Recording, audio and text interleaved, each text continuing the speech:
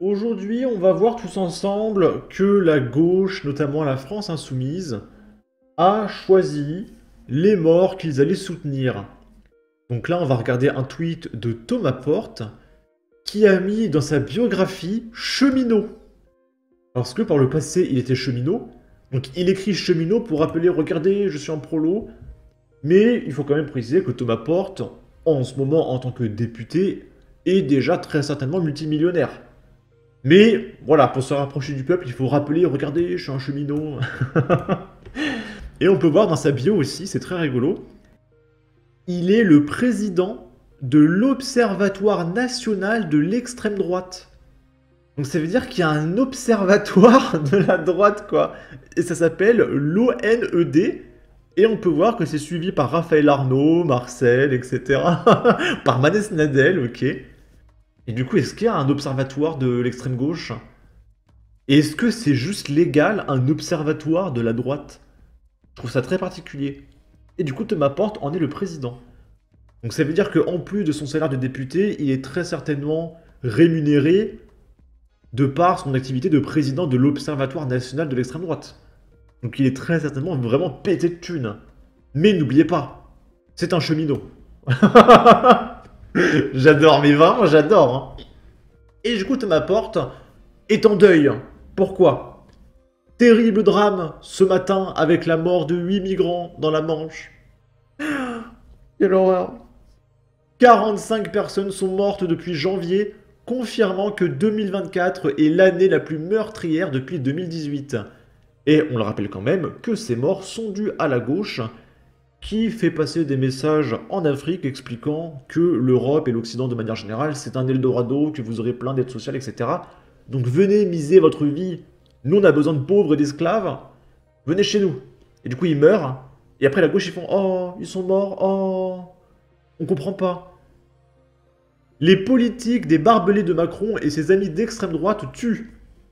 Plutôt que d'ériger des murs et de faire la chasse aux migrants, nous devons mettre en place une politique publique d'accueil digne pour ces femmes, enfants et hommes qui fuient la guerre et la misère. Parce que oui, on apprend que l'Algérie, le Maroc, etc. sont des pays en guerre, d'après Thomas Porte. Ok. Et du coup, plutôt que de parler de Marguerite, 102 ans, qui est morte il y a quelques jours, on va parler de quelqu'un d'autre, on va parler de Sokaina. Alors Sokaina, c'est une fille qui est morte il y a 1 ou 2 ans maintenant à Marseille, qui a pris une balle perdue. Et Thomas Porte n'a pas fait de tweet pour Sokaina. Voilà. Et ça fait 1 an et demi que la maman de Sokaina pleure et qu'elle n'arrive pas à s'en remettre. Mais ça, Thomas Porte s'en fiche. Ce qui intéresse Thomas Porte, c'est les migrants qui meurent dans la Manche à cause de lui. Voilà. Du coup, on va écouter ce qui se passe avec la maman de Sokaina. On met un filtre anti-droit d'auteur parce qu'on est sur le Parisien.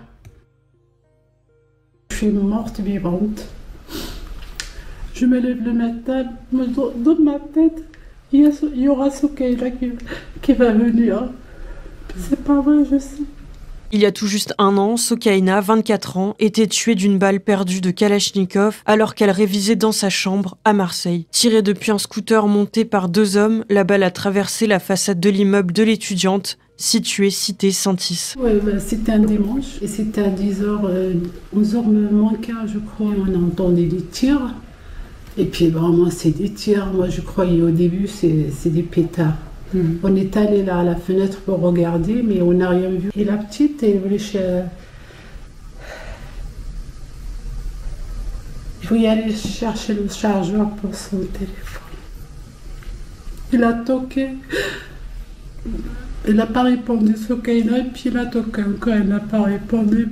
Et la petite, il a ouvert la porte, elle a trouvé sa soeur. Une balle. Elle était là pour nous, Sokaina. C'est une vivante, elle est pleine de joie, Sokaina. C'est vraiment là aujourd'hui, la maison sans Sokaina est vide. Je souffre de la solitude sans Sokaina. Elle était tout pour nous. Ça, c'est les affaires de Sokaina, tout ça. Et ça aussi. À quoi sert de venir sur cette terre afin de partir de cette manière? Pourquoi? Comment j'ai vais continuer ma vie. C'est ça parce que j'ai une autre fille. Comment je vais faire? Est-ce que je serai capable de reprendre le travail? Est-ce que je serai capable de rester derrière ma fille? Est-ce que... Ce que je sais, c'est le problème de la drogue, c'est dans le monde entier. Mais ça reste toujours entre eux. Hein, les citoyens, ils ne touchent pas les citoyens. Et maintenant, chez nous. Ça peut arriver à tout le monde. Chez nous, voilà ce qui est arrivé avec ma fille. Soukaina, il était chez elle. Est-ce que nous, on est des trafiquants? Non. Est-ce que Soukaina, il était dans un endroit où il ne fallait pas? Non. Est-ce qu'il était dehors? Non. L'enquête a permis d'interpeller le tireur présumé, 15 ans et demi, et le conducteur du scooter. Ce que j'arrive pas à comprendre, pourquoi ce mineur-là, il a tué ma fille? Les deux, ils ont tué ma fille. Ils ont tué une famille entière. Il n'y a pas de remède. Moi, ce que je veux, au moins la justice. Au moins ça. Et tout à l'heure, il y a la journaliste qui a dit un truc qui m'a interpellé. Elle a dit « Oh, ça peut arriver à tout le monde. » Comme si c'était une force de la nature. C'est comme ça. Elle était au mauvais endroit, au mauvais moment. C'est pas de bol. On peut rien y faire. Bah si, en fait. On peut y faire. Et c'est justement parce qu'on a un gouvernement ultra laxiste et que les dealers ne sont jamais arrêtés que Soukaina a pris une balle, alors que les mecs, leur place, c'était en prison.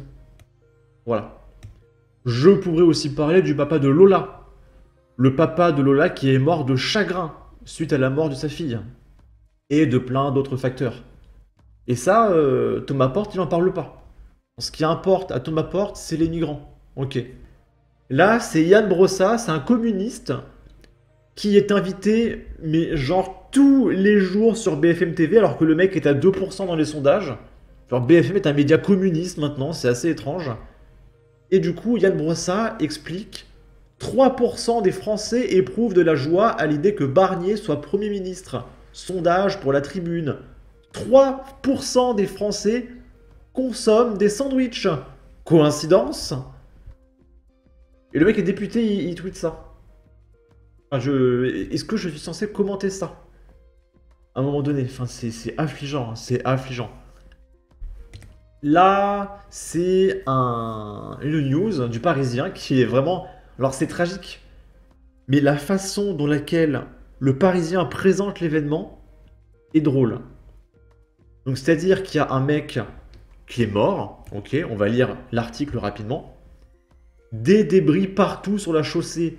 Dans le champ à proximité de l'accident, le corps d'un homme de 70 ans éjecté de son véhicule témoigne de la violence inouïe de ce qu'il vient d'arriver.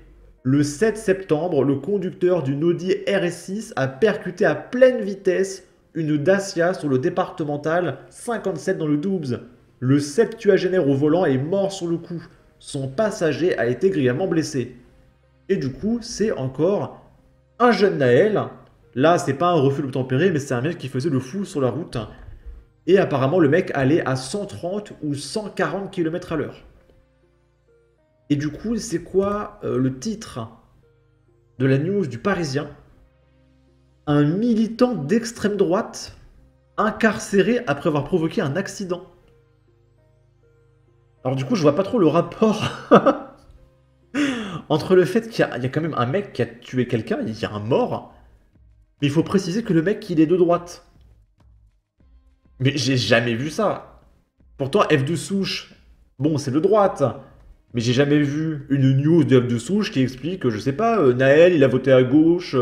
Oui, un mec qui a voté pour Jean-Luc Mélenchon, mais ça n'existe pas. Et là, tu as le Parisien qui nous explique, oui, le coupable est de droite. Mais pardon, c'est lunaire. Et il y a un mec qui dit, dans tous vos prochains articles, vous pourrez préciser l'orientation politique des concernés. Des vols, agressions, refus d'obtempérer, merci. Parce que oui, quand tu as des mecs qui plantent des gens au hasard, qui pointent des nanas, etc., je ne pense pas que ce soit des électeurs du Rassemblement National. Et pourtant, ça servirait le discours de droite. De dire oui, un militant de gauche qui a voté pour Jean-Luc Mélenchon, ça servirait énormément notre camp.